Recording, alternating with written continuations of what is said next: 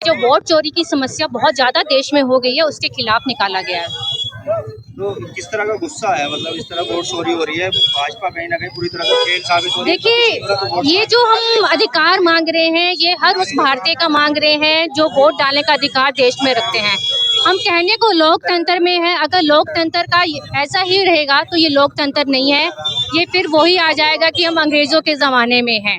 अगर हमें आज़ादी मिली है तो उसकी आज़ादी का हमें पूरा अधिकार मिलना चाहिए और इस वोट चोरी के खिलाफ सख्त से सख्त कार्रवाई होनी चाहिए। माननीय न्यायालय से कहूँगी कि आप इसके खिलाफ निष्पक्ष जांच कराइए और जिसकी भी गलती है, मैं ये नहीं कहूँगी किसकी, जिसकी भी गलती है उसके खिलाफ सख्त से सख्त कार्रवाई होनी चाहिए। बहुत बढ़िया।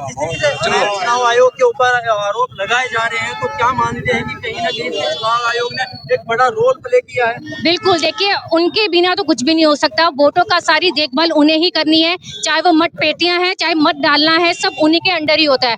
अगर वो संभाल नहीं पा रहे तो उन्हें छोड़ देना चाहिए। सभी लोग कैंडल मार्च देख रहे हैं, क्या है पूरा?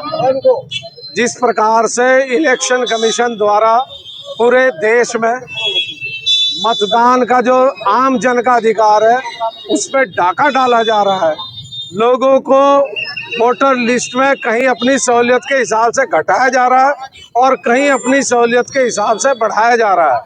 और इलेक्शन कमीशन द्वारा ना तो ई कॉपी दी गई और जो उन्होंने कागज उपलब्ध कराए ना उसकी फोटो स्टेट हो सकती, ना उसकी फोटो खींची जा सकती, और इलेक्शन कमीशन मनमानी कर रहा है। इतने दबाव में है इलेक्शन कमीशन के पिछले 4 इलेक्शन कमिश्नर्स ऑफ इंडिया वो छोड़ के चले गए, रिजाइन दे के चले गए।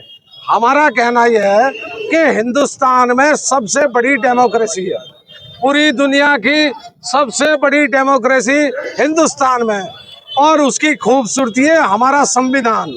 हमारा कहना यह है कि इलेक्शन कमीशन संविधान की सीमाओं के भीतर काम करे, अपनी संवैधानिक स्वायत्ता को साबित करे, क्योंकि आज इस देश का आम मतदाता जिसका फंडामेंटल राइट है, राइट टू वोट, उसे वंचित किया जा रहा है।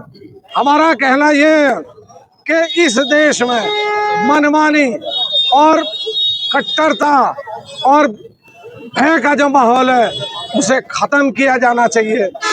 जिस समय 26 जनवरी 1950 को भारत का संविधान लागू हुआ, उस समय प्रत्येक व्यक्ति को, गांव के दलित को और सेठ उस समय के देश के रतन टाटा, जीआरडी टाटा और बिरला, दोनों को समान वोट का अधिकार था।